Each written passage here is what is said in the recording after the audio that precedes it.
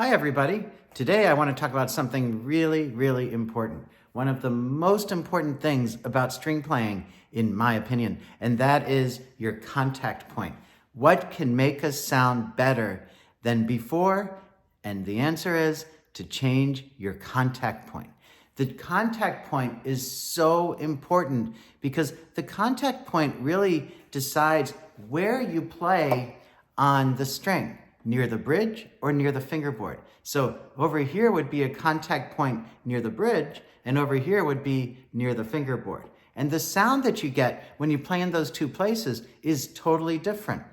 So what I'm going to tell you is that that contact point is very changeable, but to maximize the sound, we always should find the contact point that we need at the time. So I want to start by talking about each string individually. Well, as we know, the C string is our thickest string and the A string is our thinnest string, and these two are somewhat in the middle. When the string is thinner, it is much tighter. When it's thicker, it's much looser. So if you press the A string down over here, you can feel that there's not much give, but on the C string, there's much more, like so. And on the other strings, it's kind of in between again. So that tells me something. It's very important because when the string's tight like that, like on the A string, and I play far away from the finger, from the bridge,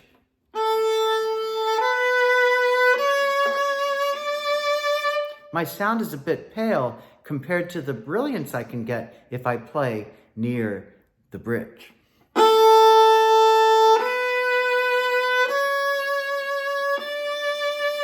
So you can hear the comparison.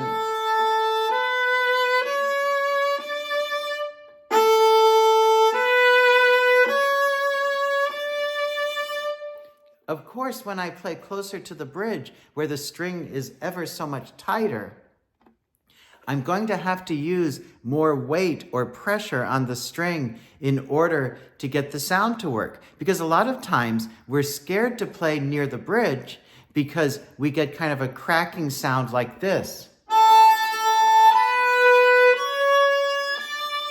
So in order to find the sound that we want, we need to really find the core of the string. So one time someone told me there's in the string, on the string, and off the string. And I think about that often because really, most of the time when I'm playing, when I want a really beautiful, warm sound, I want to be in the string. In order to be in the string, many things have to happen. I need to be close enough to the bridge where I have the tension of the string, and I need to really lean my weight of my body and my arm, everything, into that string. I always think that the viola is my constant, where it's just sitting straight like this, and my whole body is going down into the string. So on a down bow, everything's going down into the string.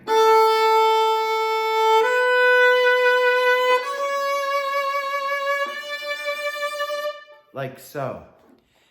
That way, I get the core of the sound. I feel like I'm playing inside the string. My image here is that when the bow is on top of the string here, I'm thinking that my bow is under the string. So I'm just leaning the bow under the string, into and under the string, to get that maximized sound. But when I move to the C string and I do the same thing,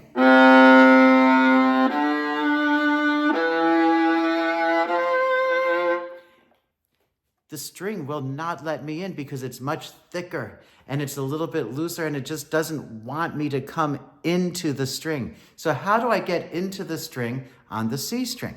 That's a good question. Well, the thicker the string, the farther your contact point really should be from the bridge. So what I do is I call it reeling in the sound. So I'll start with my bow near the fingerboard and get a sound that has a core,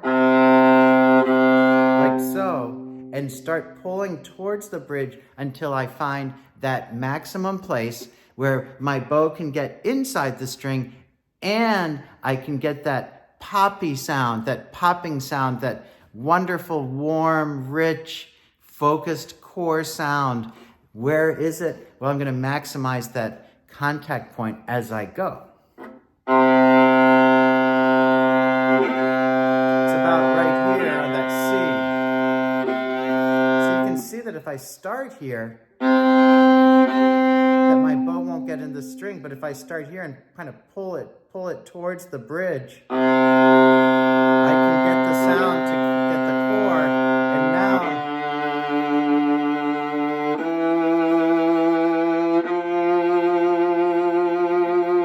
I can get that core in the string sound that I'm really looking for. So it's really that contact point that's giving me that sound. Now let's just quickly look at the G string, because the G string is kind of the same. I have to start a little bit farther away from the bridge and bring it in. There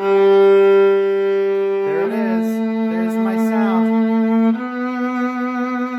I really don't have to use very much effort to get that sound, because I'm just leaning in to the sound there and into the string and finding the core.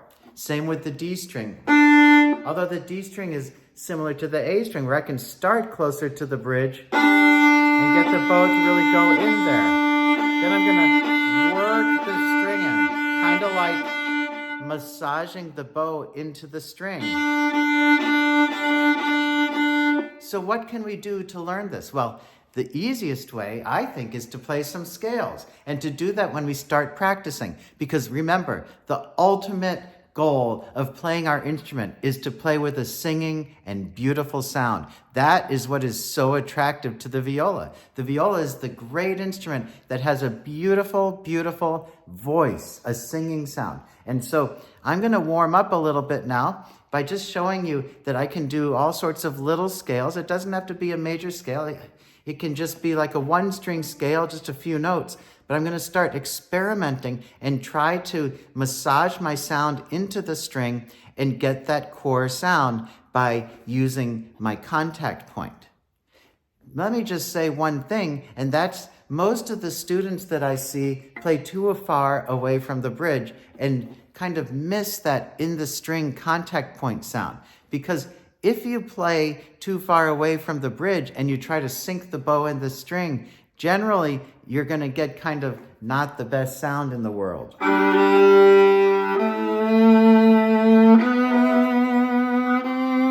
Sounds a little bit sick compared to that beautiful, rich sound that we can get by pulling that contact point closer to the bridge.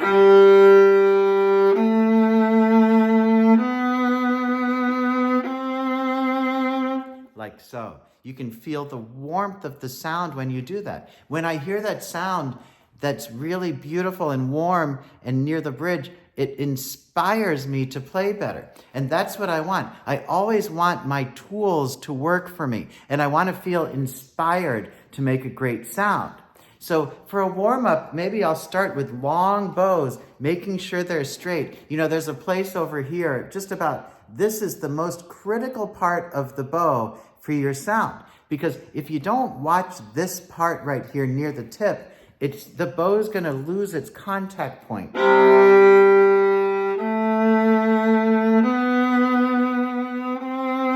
Like so. So my sound is okay here, but then when I get over here, I kind of lose my luster. And so what I'm going to do is I'm going to kind of eyeball now. I'm going to watch the contact point and make sure that I steer the bow so that the tip keeps the same contact point. Like so.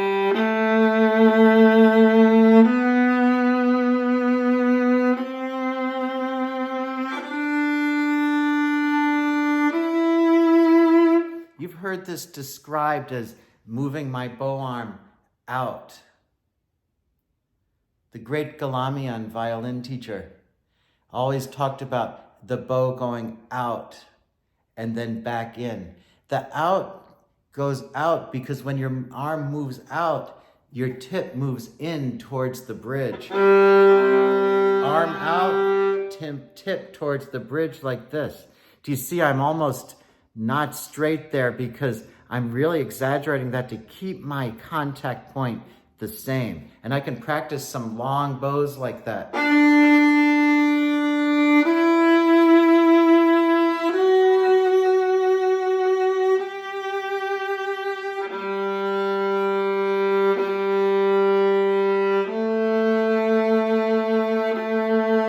Just like this.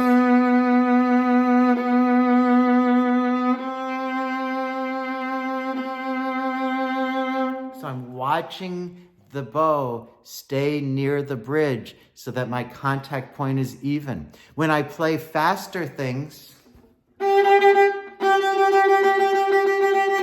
if my right hand is tight and stiff and I don't have kind of flexibility and cushion here or a springy right hand, then my bow won't be able to get into the string. Like so. So I have to think that the whole hand and arm is massaging the string. You can watch my video on the paintbrush stroke, and I'll go into some more videos just explaining how to get that looseness and flexibility. Because now if I'm flexible and springy, I can get the bow to go into the string. So I'm massaging into the string.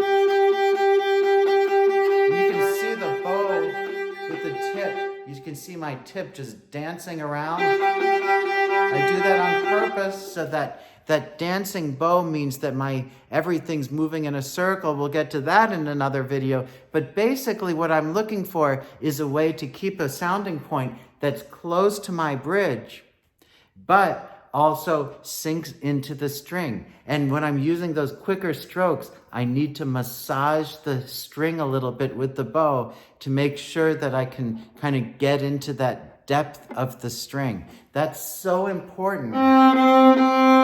So you can practice just small bows.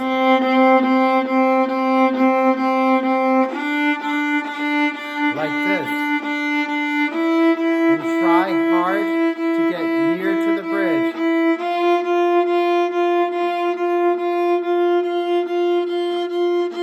Like so. That's important too. Now another thing we need to talk about is the angle of the bow, because when we're playing near the bridge, the angle of the bow really matters a whole bunch. And the thing is that if I play with my bow leaning too far forward, the bow doesn't seem to want to get into the string. So a lot of times when I want to play closer to the bridge, I need to put my bow hair down flat so that all of the hairs are touching the string.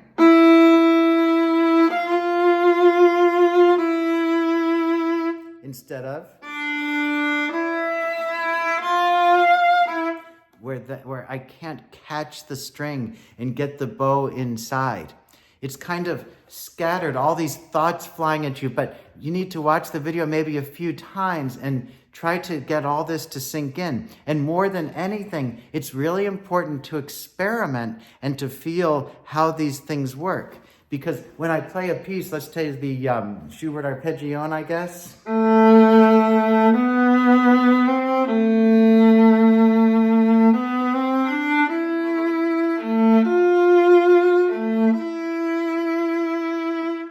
I work so hard at maintaining my contact point and listening. I've listened to the sound that I get, and I maximize that sound by moving my contact point to the place where the sound sounds the most singing and beautiful to me. And that is so, so important. Well, I hope you enjoyed this video. It's kind of like a big overview of creating that great sound, but just thinking about that contact point and how you can go about maintaining that and what sound you're getting can amazingly change the course of your playing and make you sound so much better. It will not make you sound worse. It will always make you sound better. Awareness is key. Always be aware of what you're doing. When we're aware of what we're doing, we can adjust and make things exactly the way that we want to.